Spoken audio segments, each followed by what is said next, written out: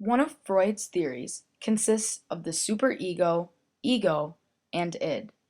Together, these three factors control our innate urges and appease our morals by compromise.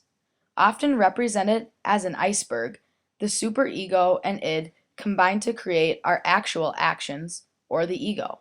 Notice how the different parts of the iceberg lie in different states of conscience. While we rely on the devil and angel model in our heads to make valid decisions, this Freudian theory is often depicted right in front of us. For example, when we analyze the superego, ego, and id, they can be found in the children's book, The Cat in the Hat, or the children's show, SpongeBob.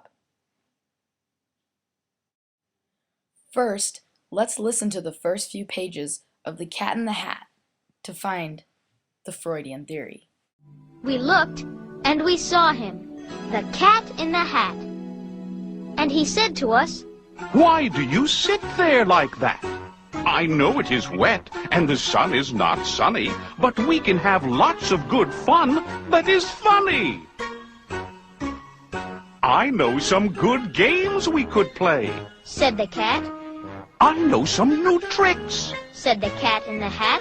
A lot of good tricks. I will show them to you. Your mother will not mind at all if I do." Then Sally and I did not know what to say. Our mother was out of the house for the day. But our fish said, No, no. Make that cat go away. Tell that cat in the hat you do not want to play. He should not be here. He should not be about. He should not be here when your mother is out. Within the first few pages of the story, you should have been able to depict the characters. The cat was the id, ready to do whatever he wanted. The fish was the superego, only willing to do the right thing. The children were the ego, unsure if they should take advice from the cat or the fish. Next, I'm sure most of you are familiar with the show SpongeBob SquarePants. This show also displays the Freudian theory. First, let's take a look at Squidward tentacles. What are those Neanderthals up to? Don't they know I'm busy spoiling myself? Often seen as somewhat of a parent figure to SpongeBob and Patrick, Squidward is often required to yell at Patrick and SpongeBob and keep them in line. He could be considered the superego of the show.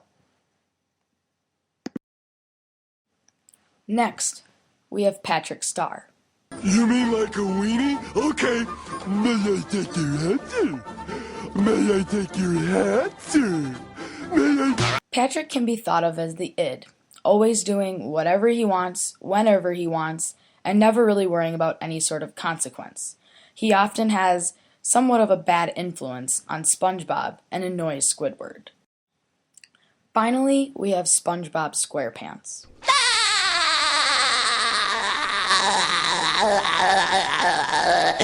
Good one, Patrick. SpongeBob represents the ego. He has some responsibility and respects some authority, and he also is swayed by Patrick sometimes. He is a combination of the superego and the id.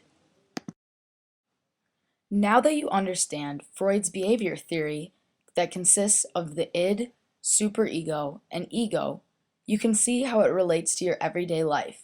You are always relying on the devil and angel to help you make the right decisions, and it can even be seen in some children's shows.